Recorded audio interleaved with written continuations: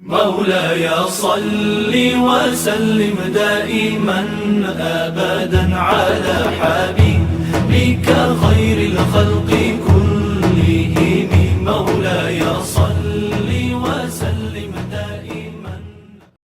بسم اللہ الرحمن الرحیم. السلام علیکم.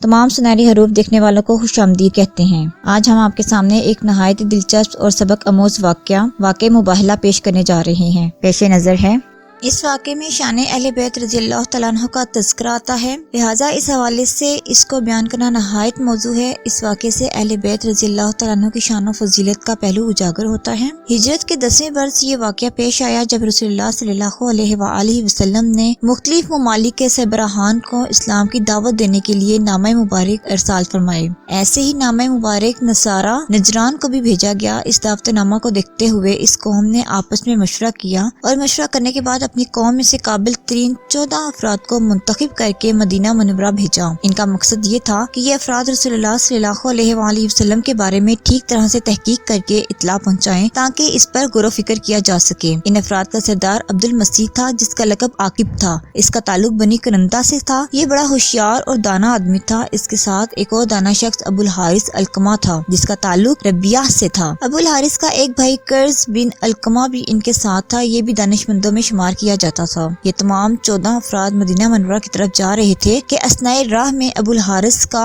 اونٹ گر پڑا. اس کے بھائی قرز نے جب بھائی کے اونٹ کو گرتے ہوئے دیکھا تو کہنے لگا کہ وہ شخص گرے جو عبد ہے. اس سے اس کی مراد رسول اللہ صلی اللہ علیہ وآلہ وسلم تھی. ابو الحارث نے اپنے بھائی کی یہ بات سنی تو غصے سے کہا کہ تو سر کے بل گرے. قرز نے حیران ہو کے پوچھا، اے میرے بھائی آپ ایسا کیوں کہتے ہیں؟ ابو الحارث نے کہا، اللہ کی قسم رسول اللہ صلی اللہ علیہ وآلہ وسلم پروردگار عالم کے سچے رسول ہیں. میں ان کے ظہور کا انتظار کر رہا تھا. قرز کہنے لگا، اے بھائی جان جب آپ کی یہ حالت ہے تو پھر رسول اللہ صلی اللہ علیہ وآلہ وسلم کے دین کو قبول کیوں نہیں کرتے اور ان کی اطاعت سے آپ کو کون سی چیز روکتی ہے؟ ابو الحارث نے کہا، رسول اللہ صلی اللہ علیہ وآلہ وسلم کے دین کو قبول کرنے سے قوم کی مخالفت لازم آتی ہے. اگر ہم نے اس چیز کو قبول کر کے اس کا اظہار کر دیا تو پھر نصارہ کے نزدیک ہمارا کوئی اعتبار نہیں رہے گا اور نصارہ نے جو مال و دولت ہمیں دیا ہے وہ ہم سے واپس چھین لیں گے. قرز نے اپنے بھائی کی زبانی یہ باتیں سنی تو اس کے دل میں اسلام کی محبت پیدا ہوئی اور اس نے اپنے اونٹ کو تیز رفتاری سے بھگانا شروع کر دیا تاکہ جلد سے جلد مدینہ منورہ پہنچ سکے اور رسول اللہ صلی اللہ علیہ وآلہ وسلم کی زیارت سے مشرف ہو جائے. چنانچہ جب وہ رسول اللہ صلی اللہ علیہ وآلہ وسلم کی خدمت اقدس میں پہنچا تو انتہائی عقیدت و محبت کا اظہار کیا اور آپ صلی اللہ علیہ وآلہ وسلم کی رسالت پر ایمان لا کر دولت اسلام سے مشرف ہوا. اس وقت کے باقی لوگ جب مدینہ منورہ میں پہنچے تو انہوں نے سونے کی انگوٹھیاں اپنی انگلیوں میں پہنی ہوئی تھیں. انتہائی قیمتی اور ریشمی لباس زیب تن کیا ہوا تھا اور ان کے دامن زمین پر گھسٹے تھے. اسی حالت میں یہ لوگ مسجد نبی صلی اللہ علیہ وآلہ وسلم میں داخل ہوئے. اس وقت رسول اللہ صلی اللہ علیہ وآلہ وسلم مسجد میں تشریف فرما تھے. ان لوگوں نے اسلام کیا مگر آپ صلی اللہ علیہ وآلہ وسلم نے ان کے اسلام کا کوئی جواب نہ دیا. وہ لوگ رسول اللہ صلی اللہ علیہ وآلہ وسلم سے اس طرح کی توقع نہ رکھتے تھے. ان کی نماز کا وقت آ گیا تو انہوں نے رسول اللہ صلی اللہ علیہ وآلہ وسلم کی اجازت سے مشرق کی طرف منہ کر کے مسجد نبوی صلی اللہ علیہ وآلہ وسلم میں ہی اپنے طریقے کے مطابق نماز پڑھ لی. جب انہوں نے نماز سے فراغت حاصل کی تو رسول اللہ صلی اللہ علیہ وآلہ وسلم کی خدمت اقدس میں حاضر ہوئے اور گفتگو کرنے کی کوشش کی مگر آپ صلی اللہ علیہ وآلہ وسلم نے ان کی کسی بھی بات کا جواب نہ دیا. اس سے ان کو بڑی حیرانی ہوئی کہ یہ کیا بات ہے، ہماری کسی بھی بات کا جواب نہیں دیا جاتا. آخرکار مایوس ہو کر وہ مسجد نبوی صلی اللہ علیہ وآلہ وسلم سے باہر آ گئے. یہ لوگ جب مسجد نبوی صلی اللہ علیہ وآلہ وسلم سے باہر نکلے تو ان کو حضرت عثمان غنی رضی اللہ تعالیٰ عنہ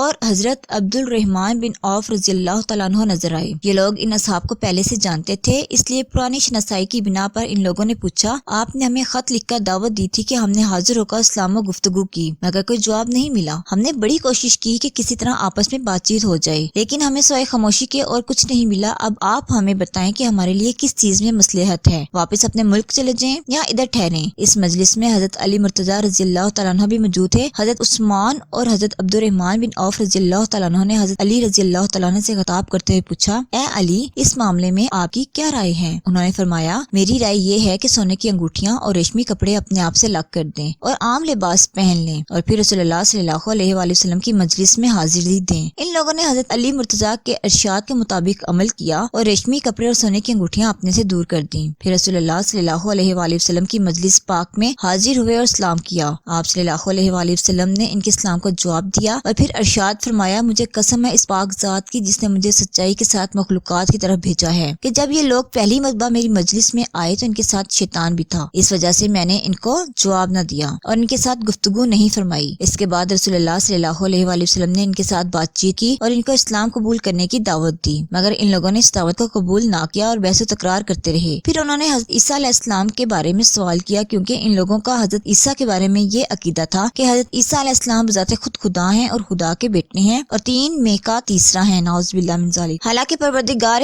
عالم ان چیزوں سے نہایت پاک، نہایت بلند شان والا ہے۔ ان نصارہ کے پاس حضرت عیسیٰ علیہ السلام کے خود خدا ہونے کی دلیل یہ تھی کہ وہ مردوں کو زندہ کر دیتے تھے، اندھوں، کوڑوں اور بیماروں کو شفا عطا کرتے تھے، غیب کی خبریں بتا دیتے تھے اور مٹی کی چڑیا بنا کر پھونک مارتے ہوئے فضا میں اڑا دیا کرتے تھے۔ حالانکہ یہ باتیں حضرت عیسیٰ علیہ السلام کے معجزات میں تھیں اور پروردگار عالم کے حکم سے سرزد ہوئی تھیں۔ حضرت عیسیٰ علیہ السلام یہ سب کچھ اللہ تعالیٰ کے حکم سے کیا کرتے تھے تاکہ قدرت الہی کی نشانیوں اور معجزات کو دیکھ کر لوگ ان کی دعوت قبول کریں۔ نصرانیوں کا یہ عقیدہ تھا کہ وہ حضرت عیسیٰ علیہ السلام کو اللہ تعالیٰ کا بیٹا مانتے تھے اور اس کی دلیل یہ پیش کرتے تھے کہ بظاہر ان کا کوئی باپ نہ تھا اور انہوں نے گہوارے میں باتیں کرنا شروع کر دی تھی۔ یہ باتیں بھی ایسی ہیں کہ ان سے پہلے دیکھنے میں نہیں آئیں، حالانکہ یہ بات بھی قدرت الہی کی نشانیوں میں سے تھی۔ تین میں کا تیسرا کے عقیدے کے بارے میں ان کا کہنا یہ تھا کہ اس نے اپنے کلام میں خلقنا انزلنا فرمایا ہے، اس میں ہم کا صیغہ استعمال ہوا ہے۔ اگر اللہ تعالیٰ ایک ہی ہوتا تو یوں نہ فرماتا، بلکہ فرماتا کہ میں نے کہا یا میرا امر یا میری مخلوق ہیں۔ اس سے ثابت ہوتا ہے کہ خدا تین ہے، یعنی خود خدا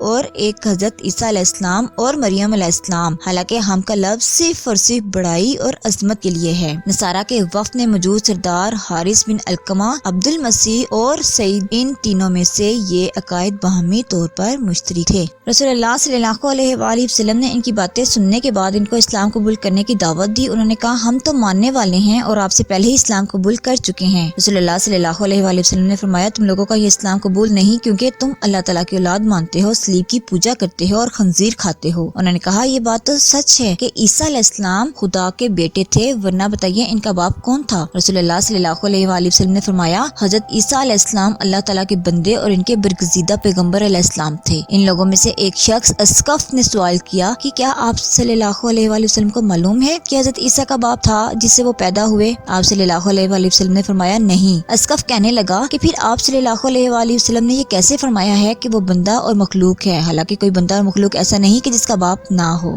رسول اللہ صلی اللہ علیہ وآلہ وسلم نے اس کے جواب میں ارشاد فرمایا کہ میں آج اس کا جواب نہیں دیتا، اس شہر میں قیام کرو تاکہ اپنے سوال کا جواب تمہیں ملے۔ چنانچہ دوسرے دن اللہ تعالیٰ نے حضرت عیسیٰ علیہ السلام کی شان میں یہ آیت مبارکہ نازل فرمائی جس کا ترجمہ یہ ہے عیسیٰ علیہ السلام کی مثال اللہ تعالیٰ کے نزدیک آدم علیہ السلام کی طرح ہے، اسے مٹی سے بنایا پھر فرمایا ہو جا، وہ فوراً ہو جاتا ہے، یہ تیرے پروردگار کی طرف سے حق ہے تو شک کرنے والوں میں سے نہ ہو۔ پھر اے محبوب صلی اللہ علیہ وآلہ وسلم جو تم سے عیسیٰ علیہ السلام کے بارے میں حجت کریں بعد اس کے کہ تمہیں علم آ چکا تو ان سے فرما دو آؤ ہم تم کو بلائیں، اپنے بیٹے اور تمہارے بیٹے اور اپنی عورتیں اور تمہاری عورتیں اور اپنی جانیں اور تمہاری جانیں، پھر مباہلا کرو تو جھوٹوں پر اللہ کی لعنت ڈالیں۔ رسول اللہ صلی اللہ علیہ وآلہ وسلم نے ان لوگوں کو طلب کیا اور قرآن پاک کی مذکورہ بالا آیت مبارکہ ان کو سنائی، مگر انہوں نے تسلیم نہ کیا اور اپنے موقف پر ڈٹے رہے۔ جب رسول اللہ صلی اللہ علیہ وآلہ وسلم نے دیکھا کہ یہ لوگ کسی طرح بھی نہیں مان رہے تو آپ صلی اللہ علیہ وآلہ وسلم نے ارشاد فرمایا جب تم تسلیم نہیں کرتے تو پھر آؤ ایک دوسرے کے ساتھ مباہلا کریں، یعنی ایک دوسرے کے حق میں دعا کریں اور یہ کہیں کہ جھوٹوں پر لعنت ہو۔ ان سب نے یہ باتیں سن لی اور کہا کہ ہمیں کچھ مہلت دیں تاکہ ہم جا کر اس معاملے پر آپس میں غور و فکر اور مشورہ دیں اور کل آ کر مباہلا کریں گے۔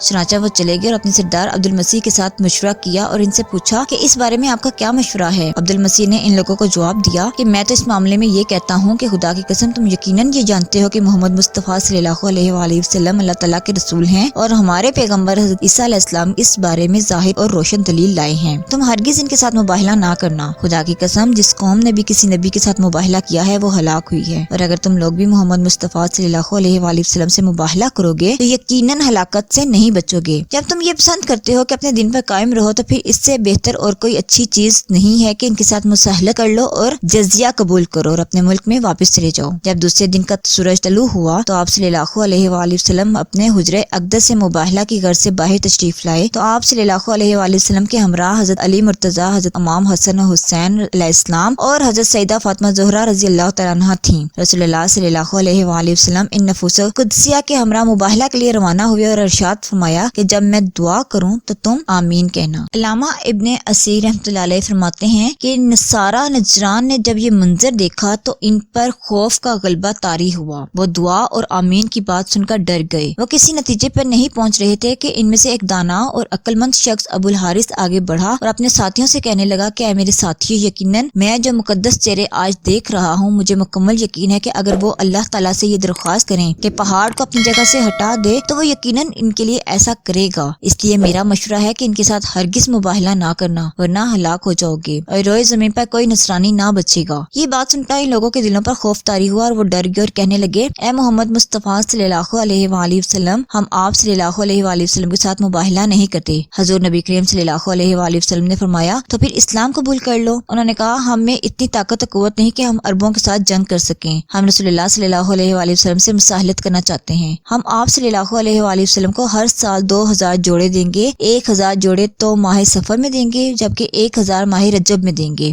اور ہر جوڑے کی قیمت 40 درہم ہوگی، اور آپ کے قاصد جو ہمارے ملک سے گزریں گے ان کی مہمانداری کریں گے، لیکن شرط یہ ہے کہ آپ صلی اللہ علیہ وسلم ہمیں اپنے دین پر رہنے دیں اور اپنی حفاظت سے ذمہ داری میں لے لیں اور ہمارے ساتھ جنگ نہ کریں۔ ایک روایت میں آیا ہے کہ انہوں نے کہا کہ 30 اونٹ، 30 گھوڑے، 30 نیزے اور 30 ذرا دیں گے۔ چنانچہ اس کے بعد مسلمانوں نصارہ کے مابین صلح ہوگی اور صلح نامہ تحریر میں لایا گیا۔ جب صلح نامہ کی کارروائی مکمل ہوگی تو رسول اللہ صلی اللہ علیہ وآلہ وسلم نے ان میں سے ایک شخص اسقف سے فرمایا، تو گویا اپنے گھر میں گیا ہے اور اپنے گھر والوں کے ساتھ سویا ہے، اور اس کے بعد اپنے اونٹ کے پلان کو تم نے اونٹ کی پشت پر الٹا رکھا ہے۔ اس گفتگو کے بعد جب اسقف اپنے گھر گیا اور سویا، پھر اس کے بعد اٹھا اور بے دھیانی میں اونٹ کے پلان کو اس کی پشت پر الٹا رکھ دیا۔ اچانک اسے رسول اللہ صلی اللہ علیہ وآلہ وسلم کی بات یاد آ گئی، اس نے اس وقت کلمہ اسلام پڑھا اور مسلمان ہو گیا۔ ایک روایت میں آیا ہے کہ اس مباہلہ والی صورتحال کے بارے میں رسول اللہ صلی اللہ علیہ وآلہ وسلم نے ارشاد فرمایا، مجھے قسم ہے اللہ تعالیٰ کی جس کے قبضہ قدرت میں میری جان ہے، اگر نصارہ نجران مباہلہ کرتے تو ہلاک ہو جاتے، اللہ تعالیٰ ان کو خنزیروں کی شکل میں تبدیل کر دیتا اور ان کی وادی پر آگ برستی اور تمام اہل نجران اپنی بنیادوں سے اکھڑ جاتے، جس طرح کے پرندے درختوں کی ٹہنیوں پہ ہلاک ہو جاتے ہیں، اور ایک سال بھی نہ گزرنے پاتا کہ تمام نصارہ ہلاک ہو جاتے۔